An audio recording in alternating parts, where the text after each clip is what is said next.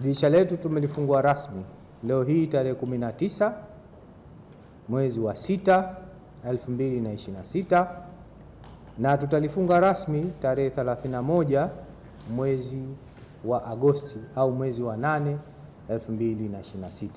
Dirisha letu la maombi ya mwaka huu ni tukio ambalo linaendana sanjari au sambamba na vile miongozo yetu ambayo tushaiweka kwenye mifumo yetu. Miongozo hiyo iko minne ambayo ni ya utoaji mikopo pamoja na ruzuku kwa mwaka wa masomo 2026 2027. Ruzuku ya Samia Scholarship. Kama mnavyofahamu, ruzuku hii tumekuwa tukiendelea kuitoa sasa mwaka wa 4. Na serikali ya awamu ya 6 imekuwa ikitoa ufadhili wa Samia Scholarship kwa wanafunzi wanaopata ufaulu wa juu katika taasisi ya sayansi kwenye mitihani ya kidato cha 6 inayoendeshwa na Baraza la Mitihani ya Tanzania. Kwa mwaka huu 2026-27, wanafunzi 1000 watakaofanya vizuri mitihani ya kidato cha 6 watapatiwa ufadhili wa Samia Scholarship. Orodha wanufaika hao itapatikana baada ya matokeo ya kidato cha 6 kutangazwa. Naomba nitoe wito kwa wanafunzi wetu wanaomba mikopo kwa mwaka huu 2026-27 kuhakikisha wanatimiza wajibu wao wa kusoma miongozo itakayokuwa imeshatolewa sasa hivi kwenye tovuti yetu kama nilivyosema awali, na pia kujaza fomu zetu za maombi kwa usahihi, kwa kupatia taarifa na vile kutupatia taarifa na nyaraka zinazotakiwa.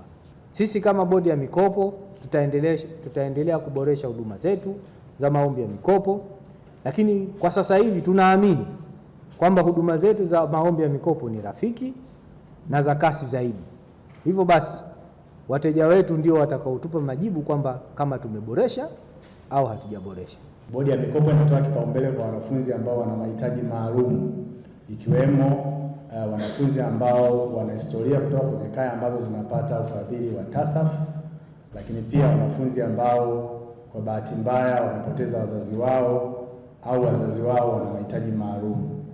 Tumejiunga na mifumo ya taasisi za RITA na ZSRA, na hilo linaondoa usumbufu wa mwanafunzi kutuma vile vyeti kwetu, lakini taasisi hizo zinawapa namba ambazo zinazungumza na mifumo yetu na tunaweza tukawatambua.